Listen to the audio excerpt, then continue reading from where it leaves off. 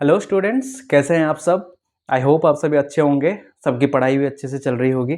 स्वागत करता हूं आप सभी का मेरे YouTube channel D physics zone पे। तो स्टूडेंट्स, आज हम लोग कंटिन्यू करने जा रहे हैं ग्रेविटेशन चैप्टर को ही। और ग्रेविटेशन चैप्टर में आगे बढ़ते हुए आज हम लोग पढ़ेंगे फ्री फॉल क्या होता है और ये एक्सीलरेशन ड्यू टू ग्रेविटी क्या होता है। ये दोनों चीज़ें क्या होता है आज की इस वीडियो में हम लोग डिस्कस करने जा रहे हैं। तो बच्चों देखो, जब कभी भी हम लोग कोई भी एक ऑब्जेक्ट को ऊपर की तरफ ले जाते हैं, ऊपर की तरफ ले जाने के टाइम हम उसके ऊपर कुछ फोर्स लगाते हैं। जब उसको ऊपर की तरफ लेके जाते हैं तब उसके ऊपर कुछ फोर्स लगाते हैं, लेकिन ऊपर जब लेके छोड़ देते हैं ऊपर से तब तो कोई फोर्स हम नहीं लगाते, फिर भी वो अपने आप ही नीचे गिर जाता है। ठीक है, फिर भी वो क्या करता है, अपने आप ही नीचे गिर जाता है। तो देखो, ये जो फ्री फॉल का कॉन्सेप्ट है ना, ये भी यही कॉन्सेप्ट है कि फ्रीली फॉल करना। फ्रीली फॉल करना मतलब अपने आप गिरना, विदाउट एनी फोर्स। जैसे हम किसी के प्यार में गिरते हैं, या फिर अपनी जिंदगी में नीचे गिरते हैं, या फिर किसी के नजरों में नीचे गिरते हैं, वैसे ही without any force, without any external force अपने आप ही नीचे गिरना होता है हमारा फ्री फॉल। ठीक है, ये फ्री फॉल में क्या होता है, बेसिकली हम बॉडी के ऊपर कुछ फोर्स नहीं लगाते। फोर्स कौन लगाता है? फोर्स लगाता है हमारा अर्थ का ग्रेविटेशनल फोर्स। ठीक है, फोर्स लगाता है हमारा अर्थ का ग्रेविटेशनल फोर्स। तो ये फ्री फॉल है क्या? फ्री फॉल है मेरा when a body falls in any manner under the action of gravitational force और the gravity of earth. Okay, और ये एक चीज हम लोग ऑब्जर्व किए होंगे कि कोई भी एक ऑब्जेक्ट को जब हम ऊपर लेके जाते हैं, ऊपर उसको जब छोड़ देते हैं, तो छोड़ने के टाइम में उसका कुछ स्पीड थोड़ा सा होता है बस, लेकिन जब जब वो नीचे गिरता रहता है, नीचे गिरते टाइम उसका स्पीड धीरे धीरे बढ़ता जाता है। ठीक है, उसका स्पीड बढ़ रहा है धीरे धीरे, मतलब उसको कुछ एक्सीलरेशन मिल रहा है। ठीक है, क्योंकि एक्सीलरेशन ही एक ऐसा फैक्टर है जो कि मेरा स्पीड को बढ़ाता है या फिर कम कराता है, चाहे वो यूनिफॉर्मली हो या फिर नॉन यूनिफॉर्मली हो। बेसिकली जब ऑब्जेक्ट को ऊपर लेके छोड़ देते हैं तो वो फ्री फॉल करता है, अभी हमने पढ़ा। और ये फ्री फॉल में कौन सा फोर्स काम में आता है? Gravitational force. तो ये जो एक्सीलरेशन आ रहा है उस बॉडी में, एक्सीलरेशन ड्यू टू ग्रेविटी है ये। ठीक है, ये क्या है? It is nothing but acceleration due to gravity. और नॉर्मल एक्सीलरेशन को हम लोग ए से डिनोट करते हैं, सिंपल ए से। लेकिन ये जो एक्सीलरेशन होगा इसको हम स्मॉल जी से डिनोट करेंगे, स्मॉल जी, कैपिटल जी नहीं, स्मॉल जी। ठीक है, स्मॉल जी से डिनोट करेंगे और इसको बोलेंगे एक्सीलरेशन ड्यू टू ग्रेविटी। मतलब हमारा जो ग्रेविटी है, ग्रेविटेशनल फोर्स है, वही ऑब्जेक्ट को क्या कर रहा है, धीरे धीरे एक्सीलरेट करके नीचे की तरफ स्पीड में ला रहा है। ठीक है, और ये जो एक्सीलरेशन है वो किसकी वजह से है? ग्रेविटेशनल फोर्स की वजह से, इसलिए एक्सीलरेशन ड्यू टू ग्रेविटी। ठीक है, तो देखो इधर और एक प्रॉब्लम आता है हमारे पास। ये जो एक्सीलरेशन ड्यू टू ग्रेविटी, इधर मेरा ए चेंज हो गया जी को। ठीक है, हम लोग इक्वेशन ऑफ मोशन पढ़े थे, लॉज ऑफ मोशन में, कि इक्वेशन ऑफ मोशन मेरे पास तीन था। एक था v equals to U plus A T, दूसरा था S equals to U T plus half A T square, और थर्ड इक्वेशन ऑफ मोशन था मेरे पास 2as equals to V square minus U square. इतना था। अभी देखो फ्री फॉल के केस में मेरा ये इक्वेशन ऑफ मोशन में क्या क्या चेंजेस आ जाएगा। इक्वेशन ऑफ मोशन में पहला बात तो ये है, फ्री फॉल के केस में मैं ऑब्जेक्ट को कुछ डिस्टेंस नहीं, कुछ हाइट पे लेके जा रहा हूं। तो मेरा जो डिस्टेंस है फ्री फॉल के केस में, डिस्टेंस बन जाएगा h, और मेरा एक्सीलरेशन बन जाएगा एक्सीलरेशन ड्यू टू ग्रेविटी। ये दो चेंजेस हो जाएगा। तो जहां जहां पर भी मेरा ए है वो बन जाएगा जी, जहां जहां पर एस है वो बन जाएगा एच। ठीक है, तो v equals to U plus G T, फिर h equals to U T plus half G T square, और ये थर्ड वाला इक्वेशन बन जाएगा 2gh equals to V square minus U square. ठीक है, ये बस कुछ छोटा सा चेंजेस होगा मेरा इक्वेशन ऑफ मोशन में। किसके केस में? In case of free fall. ठीक है, फ्री फॉल के केस में इक्वेशन ऑफ मोशन में मेरा ये चेंजेस आएगा। ठीक है, तो अभी देखते हैं ये जो g का वैल्यू है वो किसके ऊपर डिपेंड करता है। ये जो g है, छोटा g मेरा है, वो किसके ऊपर डिपेंड करता है, किसके साथ वैरी करता है। ठीक है, देखते हैं अभी। अभी उसके लिए सपोज ऐसा एज्यूम करो, मेरा ये अर्थ का सरफेस है। ठीक है, अर्थ का सरफेस है, मेरा इधर एक ऑब्जेक्ट है। सपोज ऐसा, ये मेरा क्या है, एक ऑब्जेक्ट है जिसको मैं कुछ हाइट पे रख दिया हूँ, अर्थ के सरफेस से कुछ हाइट, और वो हाइट कितना है, सपोज h है, हाइट h हाइट पे रख दिया हूँ। ठीक है, अभी मैं अज्यूम करता हूँ मेरे अर्थ का मास है me। ठीक है, और ये डिस्टेंस और अर्थ और वो ऑब्जेक्ट के बीच का डिस्टेंस हो गया है मेरा h। ठीक है, और वो ऑब्जेक्ट का मास मैं अज्यूम करता हूँ mo। ठीक है, तो हम लोग पढ़े थे यूनिवर्सल लॉ ऑफ ग्रेविटेशन में कि मेरा जो ग्रेविटेशनल फोर्स होगा, the attractive force between any two bodies will be equal to g m1 m2 by their distance का स्क्वायर r स्क्वायर। इतना था।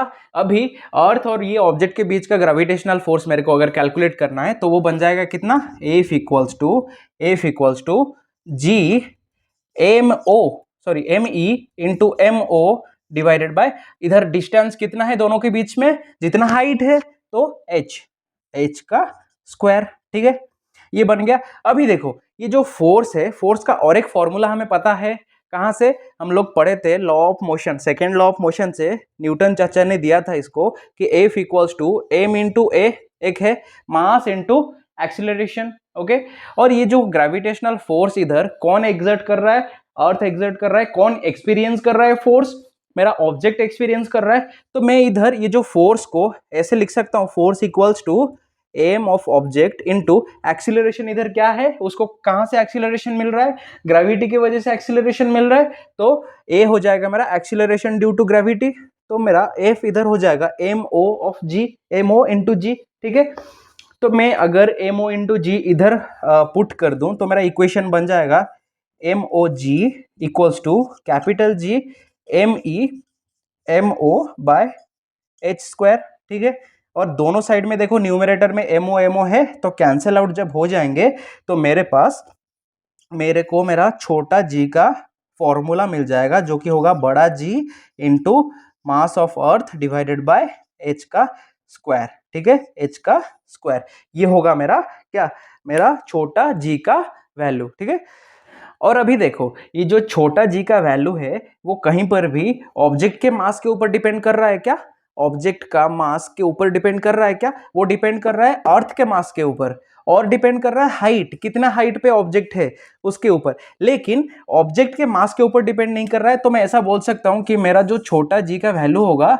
Is independent of mass of object, independent of mass of object. मतलब ये जो छोटा जी का value होगा ना वो independent of mass of object होगा। वो कैसे होगा, एक एक्सपेरिमेंट में बताता हूं। एक हैमर और एक फीदर दोनों को लेके मैं अगर छत से ड्रॉप करूंगा, कौन पहले नीचे गिरेगा, सब लोग बोलेंगे ऑब्वियस सी चीज है हैमर नीचे गिरेगा, क्योंकि उसका मास ज्यादा है, वो तेजी से नीचे गिरेगा। ठीक है, वही सेम एक्सपेरिमेंट मैं अभी क्या करूंगा, एक बड़ा सा वैक्यूम चैम्बर में जाके उधर जाके करूंगा। ठीक है, वही सेम एक्सपेरिमेंट करूंगा। क्या करूंगा, एक हैमर और एक फीदर दोनों को लेके एक साथ ड्रॉप करूंगा, कौन पहले गिरेगा। सब बोलेंगे अरे सर क्या मजाक कर रहे हो, ये तो ऑब्वियस सी चीज है हैमर नीचे गिरेगा। लेकिन आंसर इधर रॉन्ग है, आंसर है नो। कौन नीचे गिरेगा पहले, दोनों ही साथ में नीचे गिरेंगे। क्यों, देखो हमारे इस जब छत से मैं उसको नीचे गिराया, इधर क्या था, हमारा एटमॉस्फेयर था। एटमॉस्फेयर में एयर होता है, एयर मॉलिक्यूल्स होता है, और ये जो एयर मॉलिक्यूल्स है वो हेवियर मास के ऊपर उतना रेजिस्टिव फोर्स नहीं लगा पाते। रेजिस्टिव फोर्स मतलब उनको ऐसे ऑब्स्ट्रकल, उनके रास्ते में कोई बाधा सृष्टि नहीं कर पाते। ठीक है, लेकिन ये जो लाइट मासेस होते हैं उनको वो आराम से ऑब्स्ट्रक्ट करते हैं, मतलब उनको आने से बहुत रोकते हैं। ठीक है, जैसे कि हैमर को नीचे फेंका तो उसके सामने जितने भी ऑब्स्ट्रकल आया वो सबको ओवरकम करके नीचे आ गया। लेकिन फीदर, बहुत लो मास है उसका, बहुत छोटा सा मास है उसका, इसलिए वो ऐसे तैरता हुआ आराम आराम से आया। क्यों? क्योंकि उसके रास्ते में ऑब्स्टेकल आए, ठीक है, उधर। लेकिन मेरा ये जो स्मॉल जी का वैल्यू है ना, एक्सीलरेशन ड्यू टू ग्रेविटी, दोनों के ऊपर बराबर लग रहा था। ये कोई भेदभाव नहीं करता, ये जो स्मॉल जी का वैल्यू है वो कहीं पर भी भेदभाव नहीं करता, ठीक है। ये दोनों के ऊपर इंडिपेंडेंटली लगता है, दोनों के ऊपर मास, दोनों का मास इंडिपेंडेंट ये होता है। और ये मेरे को कब पता चला? जब मैं वैक्यूम में एक्सपेरिमेंट किया, ठीक है। जब वैक्यूम में एक्सपेरिमेंट करूंगा क्या होगा? दोनों एक साथ ही गिरेंगे, दोनों एक साथ ही गिरेंगे, तब मेरे को पता चलेगा कि मेरा ये जो जी का वैल्यू है ना वो इंडिपेंडेंट ऑफ मास है, ठीक है। जी का value independent of mass of the object है। तो अभी अगर मैं ये छोटा जी का वैल्यू कैलकुलेट करना चाहूं, मेरे अर्थ के सरफेस के ऊपर छोटा जी का वैल्यू कितना होगा? छोटा जी का वैल्यू कितना होगा? स्मॉल जी का वैल्यू कितना होगा अर्थ के सरफेस के ऊपर? सब कुछ मिटा देता हूं मेरे पास, बस ये फॉर्मूला मेरे को चाहिए, इसको ही रखता हूं, ठीक है। देखो, सपोज मैं ऐसे एज्यूम किया, ये मेरा अर्थ है, ये मेरा क्या है? अर्थ है, ये मेरा अर्थ है। अर्थ का ग्रेविटेशनल फोर्स कहां से एग्जर्ट होता है? अर्थ के कोर से, कोर से। और सपोज एक बंदा इधर खड़ा है, अर्थ के सरफेस के ऊपर खड़ा है, इसके ऊपर कितना एक्सीलरेशन लग रहा होगा? कितना एक्सीलरेशन ड्यू टू ग्रेविटी लग रहा होगा? उसको हम अगर कैलकुलेट करना चाहें तो उसके लिए क्या क्या कंसीडर करेंगे? पहला बात तो ये है, हमें मास ऑफ अर्थ चाहिए। मास ऑफ अर्थ, मास ऑफ अर्थ कितना है? रफली 6 × 10⁻24 kg मास ऑफ अर्थ, ठीक है। अभी डिस्टेंस चाहिए मेरे को, एक डिस्टेंस चाहिए। डिस्टेंस कितना है? अर्थ के कोर से ये बंदे तक का डिस्टेंस, मतलब ऑब्वियसली वो अर्थ का रेडियस, रेडियस, अर्थ का रेडियस कितना है? अर्थ का रेडियस कितना है? अर्थ का रेडियस है 6.4 × 10⁶ मीटर रफली, ओके। और ये जो कैपिटल जी है इसका वैल्यू तो मेरे को पता है, कैपिटल जी है मेरा यूनिवर्सल ग्रेविटेशनल कांस्टेंट, जो कि है 6.67 × 10⁻11 न्यूटन मीटर स्क्वायर पर kg स्क्वायर, ओके। अभी ये तीनों वैल्यू मेरे को मिल गया, इस इक्वेशन में पुट कर दूंगा। इधर मेरा h हो जाएगा r, h क्या है? उधर हाइट था, इधर रेडियस है, ठीक है। तो इसको अगर पुट कर दिया तो मेरा g कुछ ऐसा निकल के आएगा, 6.67 × 10⁻11 × 6 × 10⁻24 डिवाइडेड बाय 6.4 × 10⁶ का स्क्वायर, ठीक है। इसको जब मैं कैलकुलेट करूंगा तो कैलकुलेट तुम लोग कर लेना, क्योंकि इतना बड़ा कैलकुलेशन मैं भी नहीं करने वाला, ठीक है। कैलकुलेट करके देखना, वो रफली आएगा g = 9.8। और ये क्या है? एक एक्सीलरेशन है। क्या है? एक्सीलरेशन है। एक्सीलरेशन ड्यू टू ग्रेविटी मतलब सिर्फ एक एक्सीलरेशन है। एक्सीलरेशन का यूनिट क्या होता है? मीटर पर सेकंड स्क्वायर, सॉरी, मीटर पर सेकंड स्क्वायर, ओके। तो आ गया मेरे पास छोटा जी का वैल्यू। छोटा जी का वैल्यू मुझे पता चल गया, छोटा जी का वैल्यू कितना होगा? 9.8 मीटर पर सेकंड स्क्वायर। छोटा जी है 9.8 मीटर पर सेकंड स्क्वायर, ठीक है। जब इसको न्यूमेरिकल में यूज करेंगे, न्यूमेरिकल करने के टाइम जब इसको यूज करेंगे तो इसका वैल्यू रफली 10 ले लिया जाता है, कहीं कहीं गिवन भी होता है 10, ठीक है। तो ऐसे कंफ्यूज मत होना, 10 भी होता है इसका वैल्यू, क्योंकि 9.8 इज अप्रोक्सीमेटली इक्वल टू 10, तो इसका वैल्यू 10 मीटर पर सेकंड स्क्वायर भी ले सकते हैं कैलकुलेशन में, सिंप्लीफिकेशन के लिए, ठीक है। तो अभी हमारे पास और एक सवाल आता है कि ये जो कैपिटल जी है और स्मॉल जी है, दोनों क्या सेम है?